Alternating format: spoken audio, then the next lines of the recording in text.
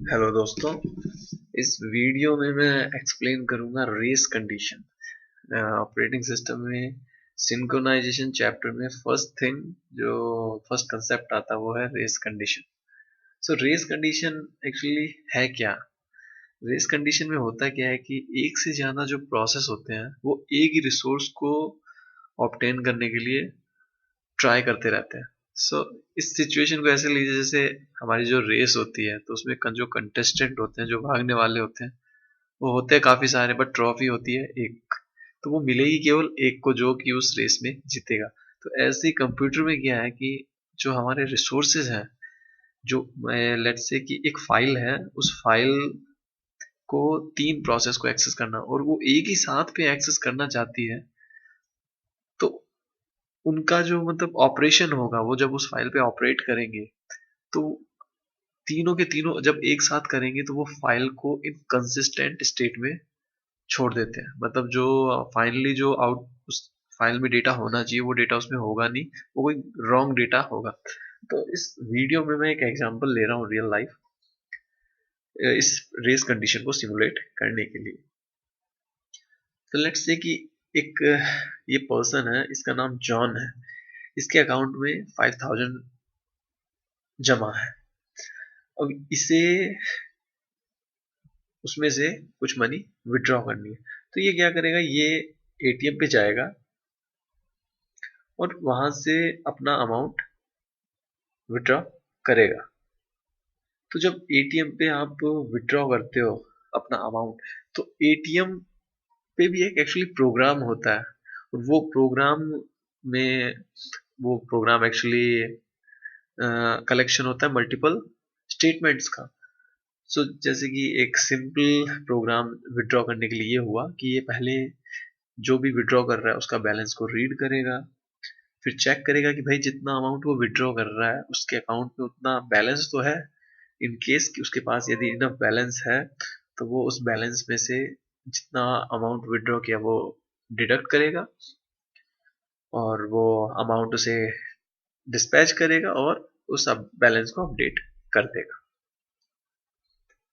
ये प्रोग्राम है एटीएम का।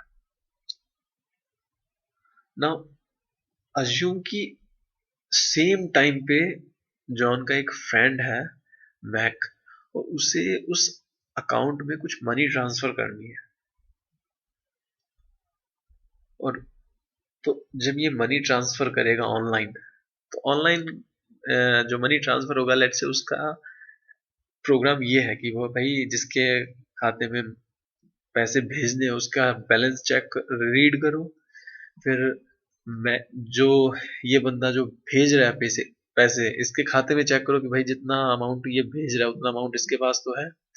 यदि है तो जितना अमाउंट भेज रहा है उतना अमाउंट इसके अकाउंट में से डिडक्ट कर दो और इसके अकाउंट में ऐड कर दो।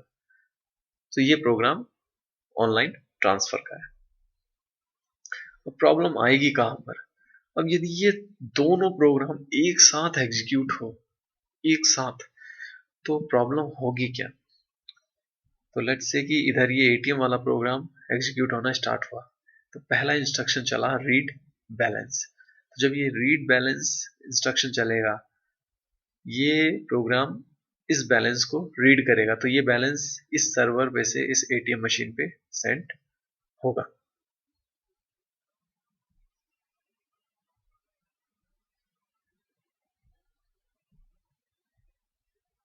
ये लेट्स से यहाँ पर ये वैल्यू यहाँ एटीएम पे आ गई। तो एटीएम ने बैलेंस को रीड कर लिया है। तो भाई बैलेंस 5000 था, तो बैलेंस की वैल्यू यहाँ पर आ गई है 5000। फिर इसने चेक किया कि इनफ बैलेंस है, तो लेट्स से कि इसे 2000 रुपये निकालने हैं। इसके अकाउंट में 5000 जो कि इनफ है, तो ये सेकंड इंस्ट्रक्शन भी सक्सेसफुल एग्जीक्यूट हो जाएगा। थर्ड इंस्ट्रक्शन क्या करेगा कि 5000 में से 2000 को डिडक्ट कर देगा। तो अभी ये जो डिडक्शन हुआ है पैसे का, ये पैसे का जो डिडक्शन है वो अभी सर्वर पे नहीं हुआ है। इसने जो वैल्यू रीड कर रखी थी बैलेंस की 5000, उसमें से 2000 डिडक्ट करके अभी 3000 हो गया। तो जब ये लास्ट वाला इंस्ट्रक्शन एग्जीक्यूट होगा अपडेट बैलेंस, इस टाइम पे ये वैल्यू सर्वर में भेजी जाती है अपडेट करने के लिए। लेट्स से कि ये अपडेट अभी हुआ नहीं है, इसने अपना लोकल अपडेट कर दिया कि बैलेंस अभी 3000 है। अब ये अपडेट करता उससे पहले इधर ये वाला प्रोग्राम एग्जीक्यूट होना स्टार्ट हो जाता है। तो ये वाला प्रोग्राम, इस वाले प्रोग्राम ने जॉन का बैलेंस चेक किया तो बैलेंस इसे मिला 5000।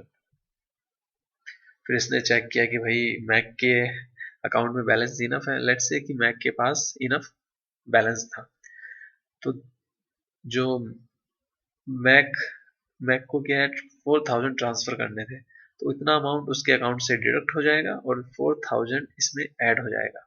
तो जॉन का बैलेंस हो जाएगा जॉन बैलेंस प्लस टी, जितना अमाउंट ट्रांसफर कर रहा था। तो ये बैलेंस वेरिएबल जो इस लोकल कंप्यूटर पे है वो हो जाएगा 9000।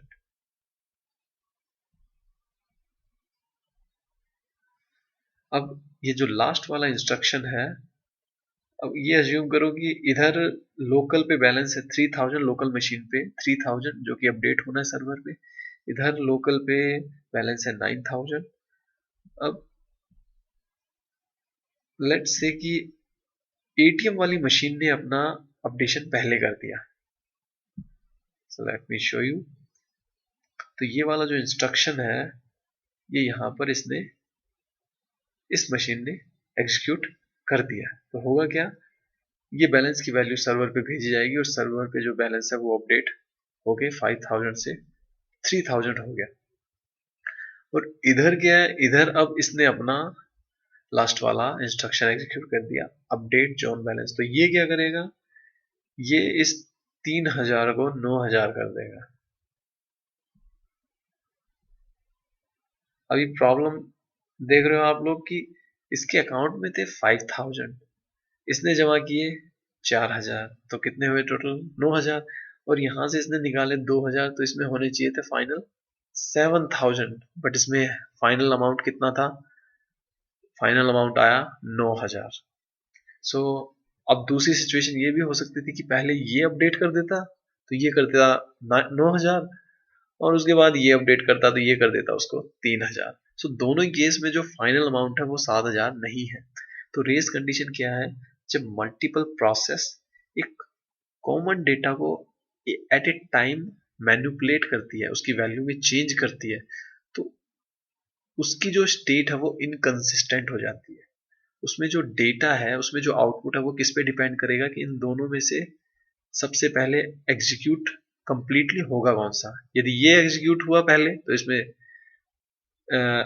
जो अपडेशन वो इसके अकॉर्डिंग होगा। यदि ये अपडेट इसने अब इसमें 9000 लिखा है तो इसकी जो फाइनल वैल्यू होगी वो इस पे डिपेंड करेगी।